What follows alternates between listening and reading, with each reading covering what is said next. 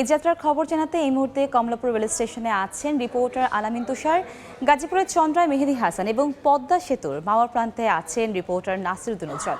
আমরা শুরুতেই যাচ্ছি তুষারের কাছে। তুষার, অন্যান্য বছরগুলোর কথা দর্শক নিশ্চয়ই আপনাদের মনে আছে, এই প্ল্যাটফর্মের যে বসার জায়গা সেখানে কিন্তু তিল ধরানোর ঠাঁই থাকে না, সেখানে আমরা গণমাধ্যম কর্মীরা পর্যন্ত আজকে এখানে বসার কিন্তু সুযোগ পেয়েছি। দর্শক নিশ্চয়ই আপনারা দেখতে পাচ্ছেন। এবং এর বাইরেও যদি আমি বলি যে সকাল থেকেই আমরা দেখেছি যে তেমনভাবে খুব একটা ভিড় কিন্তু এবারের যে পঞ্চম দিনের যে ঈদযাত্রা, অর্থাৎ যদি বলি শুক্রবার আজকে, সেই জায়গা থেকে এই যে 9 দিনের যে লম্বা ছুটি এবার শুরু হচ্ছে সেই প্রথম দিন, সেখানেও সেই হিসাবে কিন্তু খুব একটা ভিড় কিন্তু আমাদের চোখে সকাল থেকে পড়েনি। যদিও সকালে অল্প বিস্তর ভিড় ছিল, যদিও বেলা বাড়ার সঙ্গে সঙ্গে প্রতিদিনই আসলে ভিড় বেড়েছে।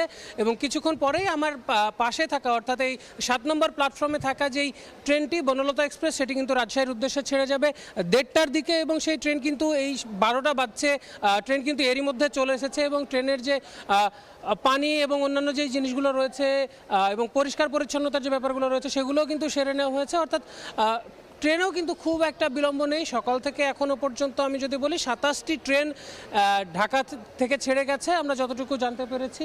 আমরা দেখেছি যে আসলে যেমন যাত্রীরাও স্বাচ্ছন্দ্যে আছেন, তেমনিভাবে অন্যান্য যারা রয়েছেন, অর্থাৎ রেলওয়ে কর্তৃপক্ষ যারা রয়েছেন, তারাও কিন্তু তাদের জায়গা থেকে সর্বোচ্চ খেয়াল রাখছেন যেন যাত্রীদের কোনো ধরনের সমস্যা যেন না হয়।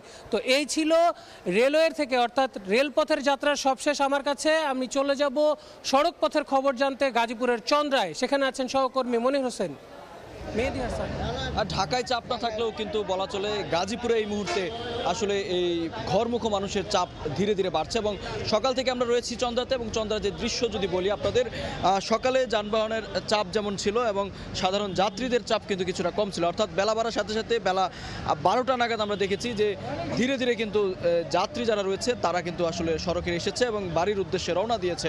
কিন্তু যদি যানবাহনের কথা বলি, সে যানবাহনের সংখ্যা তুলনামূলক এই মুহূর্তে কিন্তু তারা যেটি বলছেন পর্যাপ্ত সিট পাচ্ছেন না, এবং বিশেষ করে অতিরিক্ত ভাড়া আদায়ের কিন্তু অভিযোগ করছেন। একটু জানিয়ে রাখি, এই ঈদকে কেন্দ্র করে গাজীপুরকে থেকে আসলে যারা আসলে নিজ বাড়িতে যান বেশিরভাগই কিন্তু গার্মেন্টস প্রতিষ্ঠানের কর্মী, এবং সেই গার্মেন্টস প্রতিষ্ঠানে এবার কিন্তু ধীরে ধীরে ছুটি হচ্ছে, যার ফলে কিন্তু যে মানুষের ঢল, একসাথে মানুষের ঢল পড়ার কিন্তু সম্ভাবনা একটু কম। তবে ধারাবাহিকভাবে আজকে আমরা দেখেছি, আজকেও বেশ কয়েকটি প্রতিষ্ঠান খোলা, আগামীকালকেও বেশ কয়েকটি প্রতিষ্ঠান খোলা। স্বাভাবিকভাবে বলা চলে আজ, কালকে এবং পরশুদিন, অর্থাৎ টানা 3 দিন কিন্তু এই গাজীপুর থেকে সারা দেশের মানুষ, ঘরমুখো মানুষ কিন্তু বাড়িতে যাবেন। বিশেষ করে আজকের চিত্র যদি বলি, সকাল থেকে কিছুটা কম থাকলেও এই মুহূর্তে দেখতে পাচ্ছি বেশ কয়েকটি গার্মেন্টস ছুটি হয়েছে। তার ফলশ্রুতিতে এই মুহূর্তে মানুষজন চন্দ্রায় এই মুহূর্তে অবস্থান করছেন। শুধু চন্দ্রায় নয়, গাজীপুরের পাশাপাশি গাজীপুর চৌরাস্তা, ঢাকা ময়মনসিংহ মহাসড়ক, উত্তরবঙ্গের এই সড়কটি মোট 22টি জেলার মানুষজন কিন্তু এই সড়ক দিয়ে চলাফেরা করে। আমরা দেখেছি যে এই সড়কের মানুষজন যারা রয়েছেন তারা স্বাচ্ছন্দ্যে বাড়িতে যাচ্ছেন। শুধুমাত্র ছোটোখাটো কিছু অভিযোগ ছিল যে এই ভাড়া বাড়তি ভাড়া, এবং সড়কের কথা যদি বলি, আইন শৃঙ্খলা বাহিনীর সদস্যরাও কিন্তু পর্যাপ্ত নিরাপত্তা নিয়ে এখানে নজরদারি রাখছেন। তো এই ছিল গাজীপুরের সব ঈদযাত্রার খবর, এবং আরও খবরাখবর জানতে আমরা চলে যাব মাওয়া প্রান্তে। সেখানে রয়েছেন নাসিরউদ্দিন উজ্জ্বল।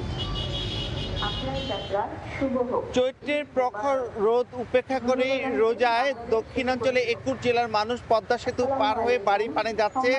এবং এখানে যে 8টি টোল প্লাজা, এরপরে কিন্তু হিমশিম পরিস্থিতির কারণে অস্থায়ীভাবে আরেকটি টোল লেন চালু করা হয়েছে, এবং এই 9টি লেনে কিন্তু এখন যানবাহন পারাপার হচ্ছে। এবং আপনারা লক্ষ্য করছেন যে মোটর বাইকগুলো যে এসে লম্বা লাইনে দাঁড়াচ্ছে, এর পাশে কিন্তু অনেক দূরপাল্লার বাস, সেগুলো কিন্তু দীর্ঘ লাইনে ছড়িয়ে পড়ছে। আবার কখনো কখনো লাইন কিন্তু শেষ হয়ে যাচ্ছে, আবার লাইন বাড়ছে। এভাবে কিন্তু একের পর এক যাত্রীরা যাচ্ছে এই পদ্মা সেতু অতিক্রম করে। এবং এখানকার কর্তৃপক্ষ বলছেন যে সকাল থেকে 6টা থেকে 10টা পর্যন্ত 4 ঘন্টায় কিন্তু প্রায় 5000 মোটর বাইক পার হয়েছে। এছাড়া অন্যান্য যানবাহনও পারাপার হচ্ছে। এবং বৃহস্পতিবার কিন্তু 27,000-এরও বেশি যান পারাপার হয়।